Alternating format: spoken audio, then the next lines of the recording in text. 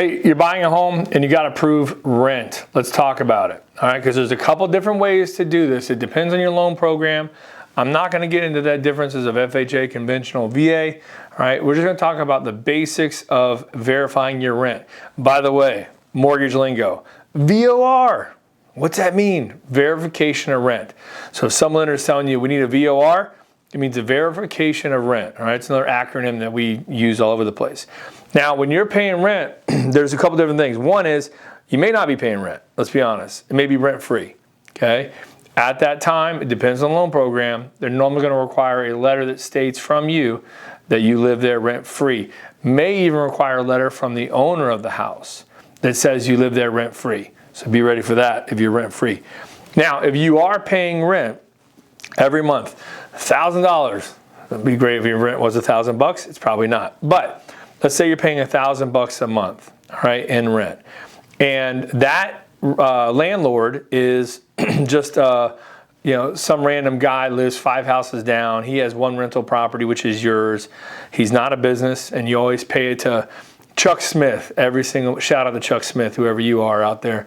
You pay it every single month via check, or maybe it's Venmo, right, or Cash App, or however you pay this person, okay? However you pay that person, they're gonna want 12 months receipts, 12 months proof, 12 months canceled checks, 12 months showing how you pay this person every single month on time.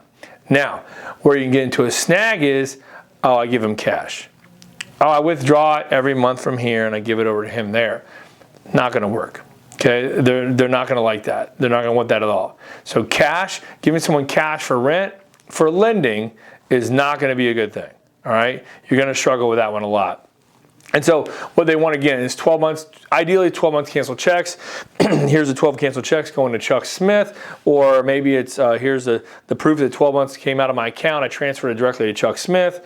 However you pay it, right? But you got to have a money trail for that 12 months. The lender may also ask Mr. Smith, your private landlord, by the way, they are a private landlord, all right? Verification of rent from a private landlord. From that private person, they may want a VOR filled out.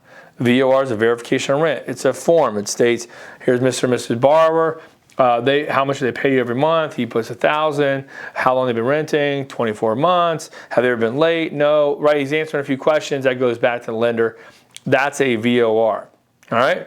Now, on the flip side, you may be paying like someone's business, a property management company, or maybe you pay an apartment complex, right? Brantley Pines or whatever, one of these apartment places. But if you're paying what we call an institutional investor, so a verification of rent for an institutional investor or an institutional VOR, you may hear that called as well.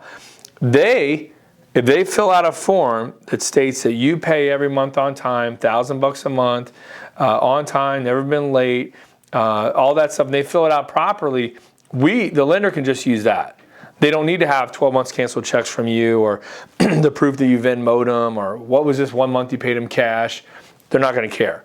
As long as the institutional investor says, no, they paid us on time, because they're a legitimate business. That's why. Private landlord guy may tell us, whatever he thinks the lender may hear.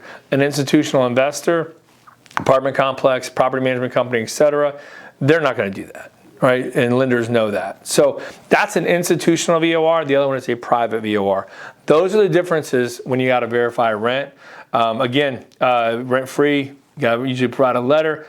If you pay cash for rent, you're going to struggle, all right? If you're watching this now and you plan on buying in the future and you pay cash for rent, do yourself a favor. Stop doing that. Figure out a way to pay that person directly using check, some kind of electronic, app, something like that, all right? So any questions on this subject, give me a call, 239-437-4278. Thanks. Have a great day.